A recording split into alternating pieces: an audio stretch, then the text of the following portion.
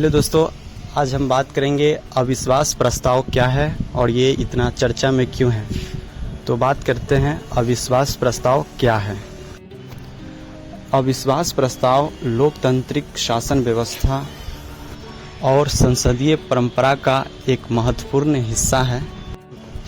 संसदीय व्यवस्था में विपक्ष दल को जब यह प्रतीत होता है सत्ता में मौजूद सरकार संसद में सांसदों का विश्वास खो चुकी है, तब विपक्षी पार्टी अविश्वास प्रस्ताव लाती है और अंग्रेजी में इसे नो कॉन्फिडेंस मोशन कहते हैं। और कोई भी सरकार सत्ता में तभी रह सकती है जब उसे संसद भवन में सांसदों की बहुमत संख्या प्राप्त हो। और इसका तात्पर्य यह है कि जब तक इस सरकार को संसद में बहुमत प्राप्त है तभी तक वह सरकार में रह सकती है। और यदि विपक्ष द्वारा लाया गया अविश्वास प्रस्ताव सदन में पारित हो जाता है तो प्रधानमंत्री सहित सभी मंत्रियों को इस्तीफा देना पड़ता है। और अब बात करेंगे अविश्वास प्रस्ताव लाने की प्रक्रिया क्या है।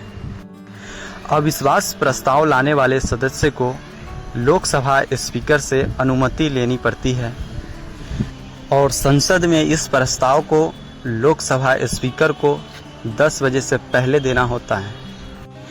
और यदि इस प्रस्ताव को संसद में 10 बजे के बाद पेश किया जाता है तो इस प्रस्ताव को अगले दिन की तिथि में माना जाता है और संसद में इस प्रस्ताव को पेश करने के लिए कम से कम 50 सांसदों की समर्थन होना जरूरी है।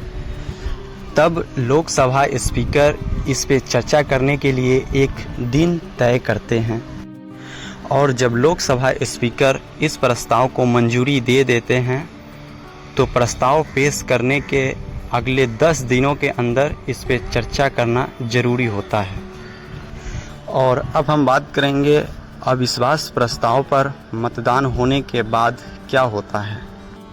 और आपको बता दें कि अविश्वास प्रस्ताव केवल लोकसभा में ही लाया जा सकता है, राज्यसभा में नहीं लाया जा सकता है। और यदि अविश्वास प्रस्ताव के मतदान की प्रक्रिया में अविश्वास प्रस्ताव को आधा से अधिक सांसदों का समर्थन मिलता है तो प्रस्ताव सरकार के खिलाफ हो जाता है। तब प्रधानमंत्री सहित सभी मंत्रियों को इस्तीफा देना होता है।